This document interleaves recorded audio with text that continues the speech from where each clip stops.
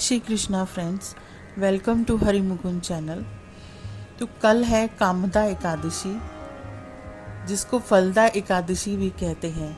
इस एकादशी का व्रत करने से और श्री हरि विष्णु की पूजा करने से सभी पापों का नाश होता है। तो इस एकादशी की जो कथा है वो मैं आपको सुनाऊंगी।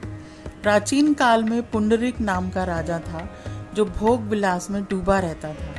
उसके राज्य में ललित और ललिता नाम के स्त्री और पुरुष बहुत प्रेम से रहा करते थे। एक दिन राजा की सभा में ललित गीत गा रहा था, लेकिन तभी उसका ध्यान अपनी पत्नी पर चला गया और उसका स्वर बिगड़ गया। यह देखकर राजा पुंडरीक बहुत क्रोधित हुआ और उसने क्रोध में आकर ललित को राक्षस बनने का शाप दे दिया। ललित मांस का भक्षण करने वाला राक्षस बन गया। अपने पति का हाल देखकर राजा की पत्नी बहुत दुखी हुई।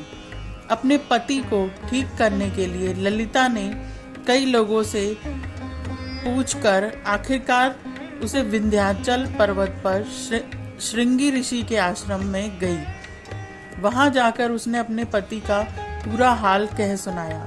ऋषि ने ललिता को मनोकामना पूरी करने वाला व्रत कामदा एकादशी का व्रत रखने के लिए कहा। साथ ही ऋषि ने कहा कि अगर वह कामदा एकादशी का व्रत रखती है तो उसके पुण्य से उसका पति ललित फिर से मनुष्य योनि में आ जाएगा। ललिता ने भगवान विष्णु का ध्यान करते हुए विधि विधान के साथ कामदा एकादशी का व्रत किया। ऋषि के बताए अनुसार उसने चैत्र शुक्ल एकादशी का व्रत किया और अगले दिन द्वादशी को पारण करके व्रत को पूरा किया। इस तरह व्रत पूरा होने पर भगवान विष्णु ने ललिता के पति को फिर से मनुष्य योनि में भेजकर राक्षस योनि से मुक्त कर दिया।